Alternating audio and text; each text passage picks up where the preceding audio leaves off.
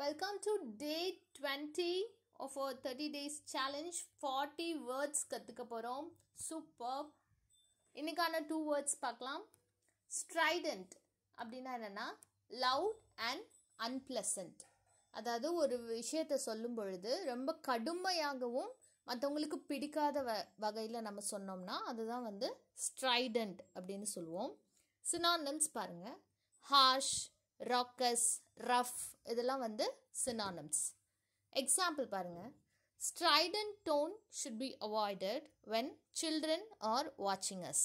அப்போ குழந்தைகள் நம்மளை பார்த்துக்கிட்டு இருக்கும் பொழுதும் இப்போ குழந்தைகள் நம்மளை சுற்றி இருக்காங்க அப்படின்னா அப்போ வந்து நம்ம strident tone அதாவது கடுமையாக பேசுகிறத வந்து தவிர்க்க வேண்டும்.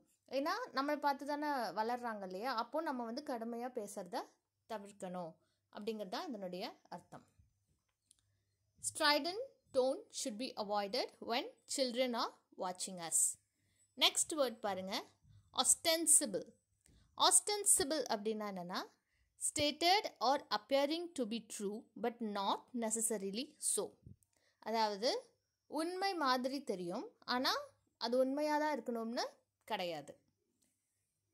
Synonyms பாருங்க, apparent, seeming அதெல்லாம் வந்து synonyms.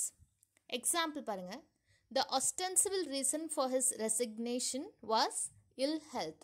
இப்போ அவர் பதவி விலகுறாரு அப்படின்னா அதுக்கான வெளிப்படையான காரணம் வந்து இல் ஹெல்த், அவருக்கு உடம்பு சரியில்லை அதனால பதவி விலகுறாரு அப்படிங்கிறது ஒரு காரணம், மேலாக தெரிகிற காரணம். ஆனால் உண்மையான காரணம் எதுவாக வேணாலும் இருக்கலாம் அப்படிங்கிறது தான் இதனுடைய அர்த்தம். இன்னைக்கான 2 words அதான் strident and ostensible. Tomorrow வேற 2 new words பார்க்கலாம்.